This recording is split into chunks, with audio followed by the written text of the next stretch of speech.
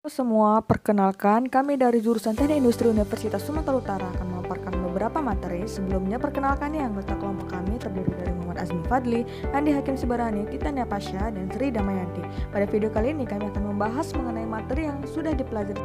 Penasaran apa saja? Yuk kita lihat. Materi pertama, pengantar tata letak fasilitas. Apa sih perencanaan fasilitas? Perencanaan fasilitas adalah berkaitan dengan desain, tata letak atau layout, lokasi dan akomodasi orang, mesin, dan kegiatan dari sistem atau manufaktur jasa yang menyangkut lingkungan atau tempat yang bersifat fisik. Tata letak fasilitas adalah susunan mesin, proses, departemen, tempat kerja, area penyimpanan, gang, dan fasilitas umum yang ada. Sedangkan tata letak atau layout adalah susunan departemen, tempat kerja, dan peralatan dengan perhatian utama pada gerakan kerja atau pelanggan atau material melalui sistem tata letak tetap atau fixed position layouts, tata letak proses atau process layouts, tata letak produk atau product layouts, atau tata letak kombinasi atau combination layouts. Adapun beberapa unsur-unsur desain fasilitas meliputi input, proses transformasi, dan output. Dalam mendesain fasilitas, pendesain harus memahami apa saja yang menjadi masukan, bagaimana proses setiap masukan, dan apa saja yang ingin dihasilkan.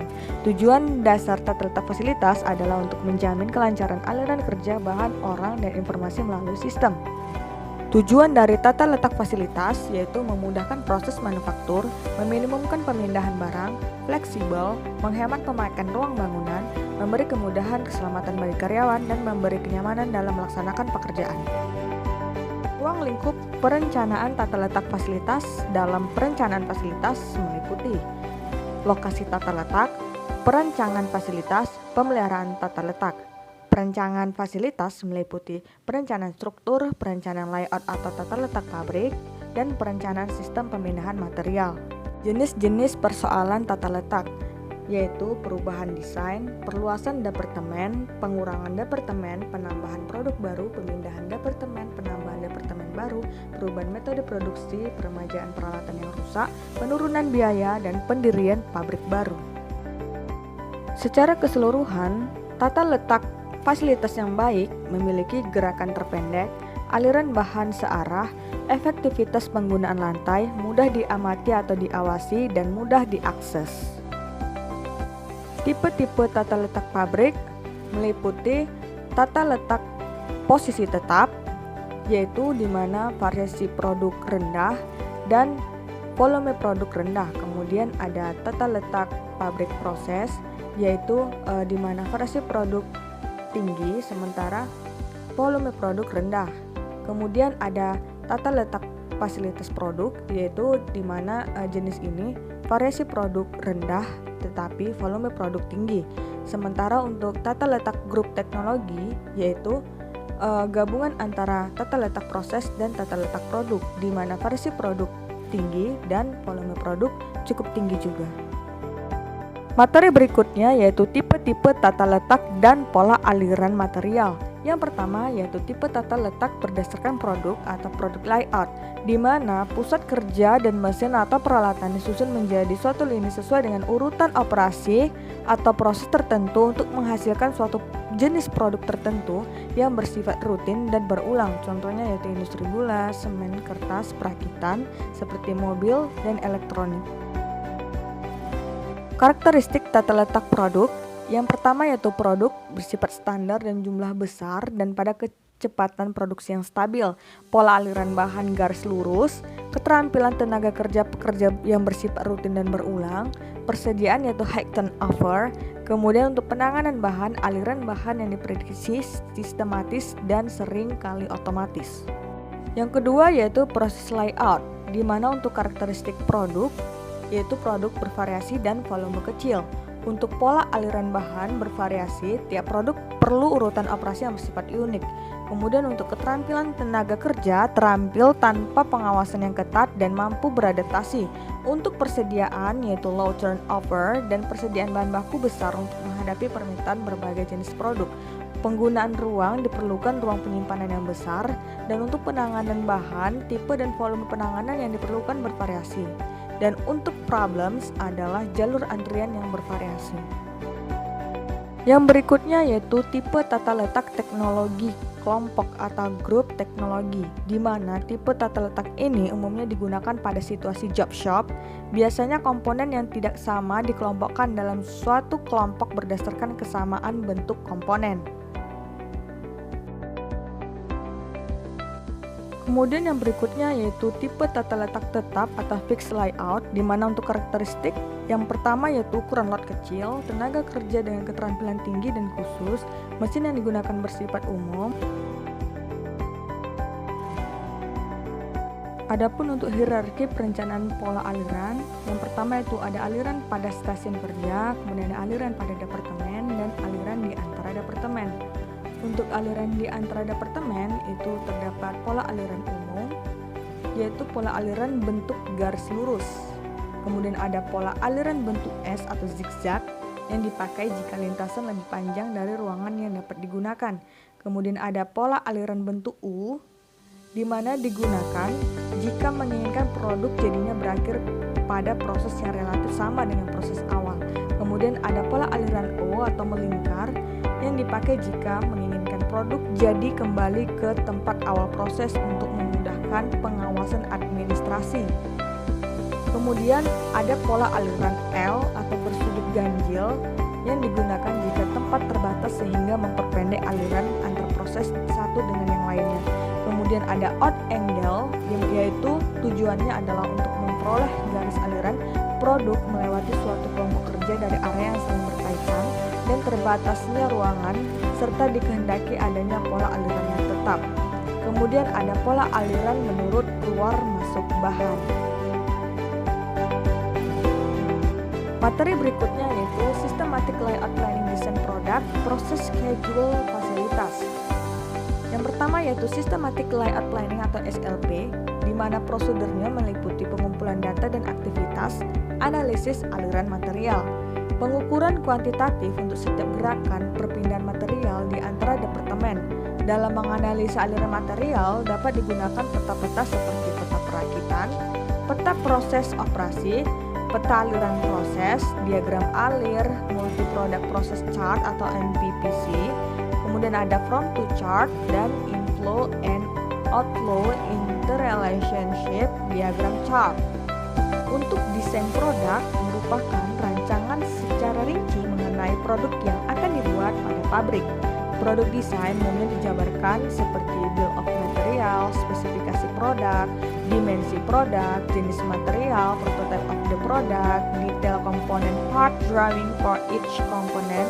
Dan untuk desain proses, output dan fungsi desain proses meliputi sketsa operasi, lembar pengurutan operasi, lembar petunjuk operasi yang detail, penggambaran kasar tata letak awal, tempat kerja dan peralatan.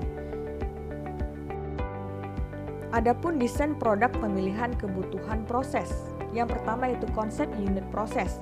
Kemudian yang kedua ada prosedur pemilihan proses, meliputi mendefinisikan elemen operasi, mengidentifikasi alternatif proses untuk tiap operasi, menganalisis alternatif proses untuk tiap operasi, evaluasi alternatif proses, dan pemilihan. Kemudian ada yang berikutnya yaitu adalah pengurutan kebutuhan proses, meliputi peta rakitan dan peta proses operasi. Peta rakitan adalah gambaran grafis urutan-urutan aliran komponen dan sub-rakitan ke dalam rakitan suatu produk. Adapun peta proses operasi adalah diagram yang menggambarkan langkah-langkah proses keseluruhan yang akan dialami oleh bahan baku hingga menjadi barang jadi. Adapun desain schedule yaitu diantaranya beberapa banyak yang harus diproduksi dan kapan diproduksi, keputusan desain jadwal mempengaruhi pemilihan alat berat, jumlah mesin, jumlah shift, jumlah karyawan, ruang persyaratan, persyaratan penyimpanan, peralatan penanganan material, dan lain-lain. Diperlukan informasi mengenai volume produksi, tren, dan prediktibilitas permintaan masa depan untuk produk yang akan diproduksi. Kemudian ada informasi pasar dan persyaratan proses desain proses. Pertemuan 5 yaitu perhitungan jumlah mesin dan bahan routing sheet yang merupakan tabulasi langkah-langkah yang tercakup dalam produksi komponen-komponen tertentu untuk menentukan jumlah bahan baku yang disiapkan dalam menentukan jumlah mesin teoritis yang harus tersedia pada kapasitas tertentu. Selanjutnya yaitu adapun data pada routing sheet, yaitu yang pertama nomor operasi, nama mesin, waktu baku, waktu setup, kapasitas mesin teoritis dengan rumus sebagai berikut. Yang ketujuh yaitu persentase scrap, jumlah yang diharapkan, jumlah yang disiapkan. Produksi pada efisiensi tingkat produksi mesin dengan pertimbangkan tingkat efisiensi rata-rata yang dimiliki oleh pabrik. Kemudian yang ke-11 ada reliabilitas mesin, ke-12 jumlah mesin teoritis yang mana P sama dengan jumlah produk yang dibuat, T total waktu, dan yang selanjutnya yaitu jumlah mesin aktual. Kemudian routing sheet digunakan dalam produk layout dan proses layout dengan penjelasan. Yang pertama, produk layout. Hal-hal yang diperhatikan dalam routing sheet produk adalah faktor scrap, efisiensi, jumlah produk, jumlah bahan yang dibutuhkan, jumlah mesin yang dibutuhkan. Selanjutnya yaitu proses layout, di mana pada proses layout sama dengan produk layout, tetapi memperhatikan jumlah komponen setiap produk yang dibutuhkan. Contoh dari routing sheet proses layout dapat dilihat pada slide. Selanjutnya yaitu contoh routing sheet produk layout. Nah, pada contoh routing sheet produk dapat dilihat bahwa ada beberapa kolom yang kemudian jumlah bahan yang dibutuhkan untuk menghasilkan produk dapat ditotalkan. Pertemuan 6 membahas tentang perencanaan kedekatan hubungan antar kegiatan, di mana kita akan membahas perencanaan layout dimulai dari pembuatan ARC hingga menjadi ARD. Activity Relationship Chart merupakan teknik untuk menentukan hubungan antar aktivitas pada suatu perusahaan, yang dianalisis hubungan antar aktivitas dalam bentuk simbol beserta alasan-alasan menentukan hubungan tersebut. Selanjutnya, ada penhubungan dan alasan tersebut dapat dilihat pada tabel. Yang pertama, hubungan antar aktivitas, dan yang kedua, adanya alasan. Langkah-langkah dalam pembuatan ARC, yang pertama tetapkan semua kegiatan baik pada bagian produksi dan bagian servis, kemudian mengelompokkan semua kegiatan yang ditetapkan, mengumpulkan data-data aliran bahan dan juga informasi, kemudian menetapkan faktor yang diperhitungkan, kemudian membuat peta aktivitas, memasukkan semua kegiatan dalam peta, mengurutkan aktivitas, menganalisis, serta meninjau kembali ARC. Berikut merupakan contoh tampilan daripada ARC.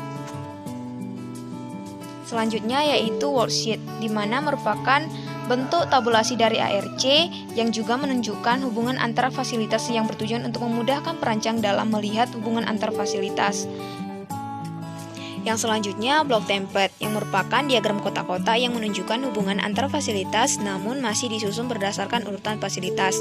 Nah, contoh pada blok template dapat dilihat pada gambar. Activity Relationship Diagram atau RD yang diperoleh dengan mendekatkan antar fasilitas yang punya hubungan atau keterkaitan yang tinggi maupun menjauhkan antar fasilitas yang saling bertentangan atau tidak berhubungan. Selanjutnya, pertemuan 7 kita akan membahas tentang perencanaan alokasi wilayah, di mana tahapan perencanaan alokasi wilayah atau layout dapat dilihat pada tabel. Kemudian, yang pertama ada Production Space Requirement Sheet, yang merupakan alat untuk menganalisis luas lantai yang dibutuhkan khusus untuk kegiatan langsung terhadap produksi. Space Requirement Worksheet, yang merupakan gabungan hasil penganalisan pada Production Space Requirement Sheet dan Plan Surface Area Planning Sheet. Yang ketiga yaitu Total Space Requirement Worksheet, yang merupakan hasil penganalisaan pada Production Space Requirement Sheet dan Plan Surface Area Planning Sheet. 4. Area Template, yang merupakan skala perbandingan antar luas lantai sebenarnya dengan luas blok tersebut. Ini layak menjadi pedoman bagi pembangunan pabrik. Yang kelima, Area Allocation Diagram, yang merupakan area template yang masing-masing bloknya dipotong dan disusun sedemikian sehingga sesuai dengan yang telah dikerjakan di ARD. Area Allocation Diagram memiliki dua jenis. Yang pertama AAD pendekatan program, dan yang kedua yaitu AAD pendekatan muter, yaitu penggambaran AAD dengan hubungan garis yang menunjukkan besarnya tingkat hubungan antar kegiatan yang satu dengan kegiatan yang lain. Dan yang keenam yaitu Final Layout, yang merupakan rancangan hasil akhir.